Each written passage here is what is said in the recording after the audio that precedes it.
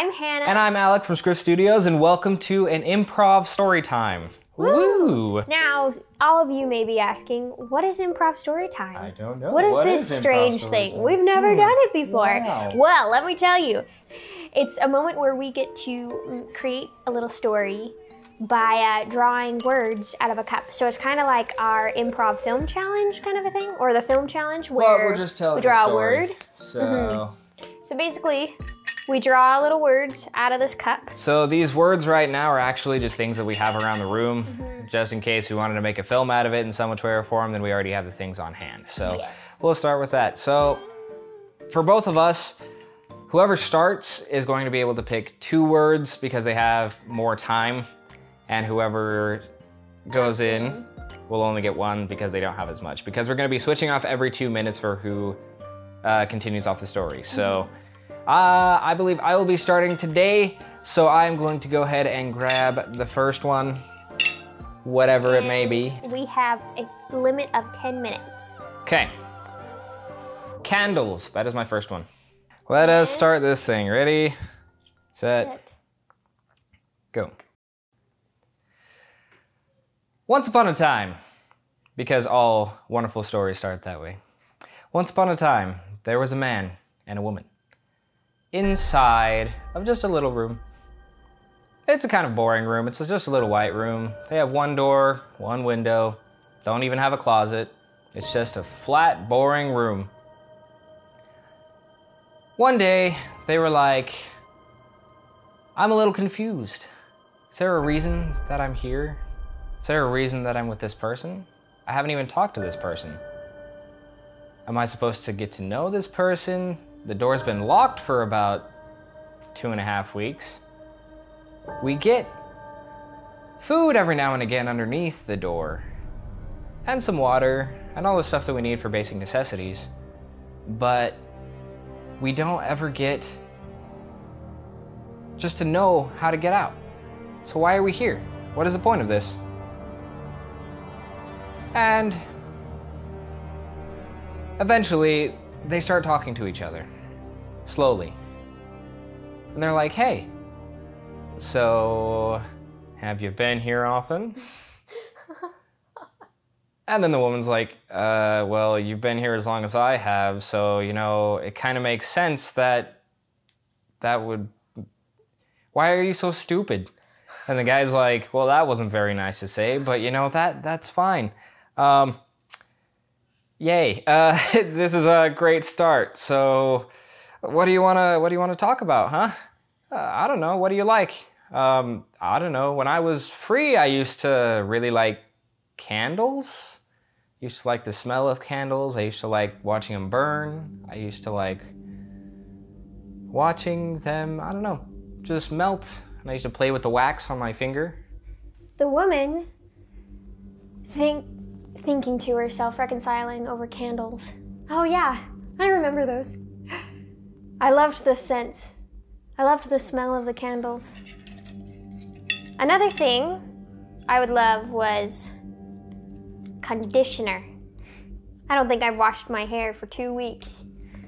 I had this wonderful conditioner that smelled like vanilla. Oh, that was nice. They both fall into a silence. Has it really only been 2 weeks? Or are we losing track of time? Says the man.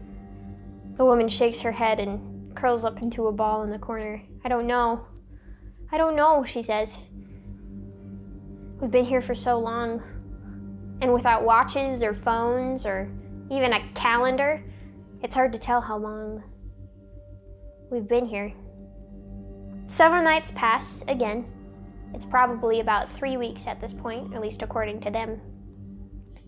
And they've slowly had some more conversations here and there. Maybe a little bit more about candles and conditioner, because they don't know much else to talk about. But one day, as they're silently sitting in their own corners, they hear a knock on their door. A knock. That's never happened before. They both sit up and look at the door. They don't know whether they should run to it, try and open it, or if they should cower in fear. in their corners. They haven't seen another person besides each other for the past 3 weeks, maybe longer. The man and the woman look at each other. "What do we do?" says the woman. The man slowly stands up and says, "Maybe we should try and open it?" The woman looks at him a little scared, but reluctantly agrees. So they both approach the door. Then they hear this knock one more time. And it freaks them out. They jump back and they're like... And then the guy slowly creeps forward again. And he goes and wiggles the doorknob. But it's still locked. And now he's confused. Why is there a knocking on the door? But they can't get out, they can't answer it. The door's still locked. Is someone there? Is someone not? So he comes close to the door and he says, "Hello?"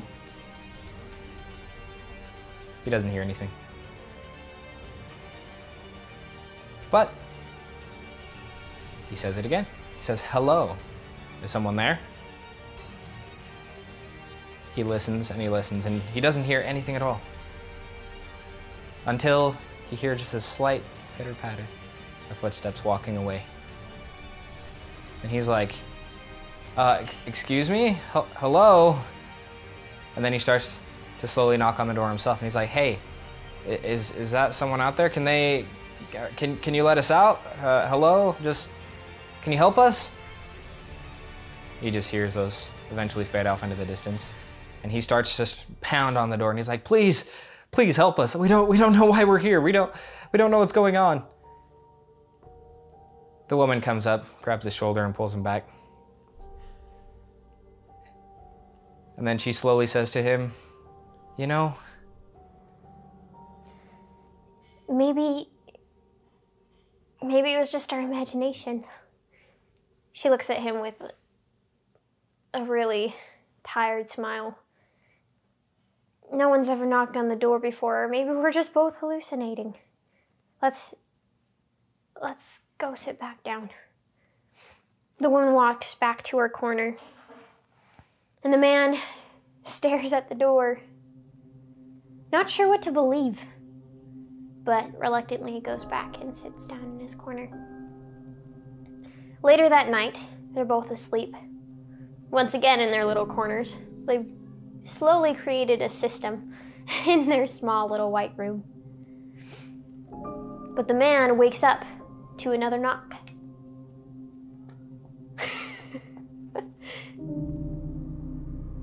He waited there for a second. "No, this can't be real. Like she said, we were probably just imagining it. I had to have imagined it. No one would have abandoned us like that, right?" The knock comes again, but louder this time. Okay, he's not imagining it. He gets up, looks at the woman. She hasn't woken up yet. And he leaves her asleep, walks over to the door, presses his ear slightly against it, and strangely hears the breath of someone outside.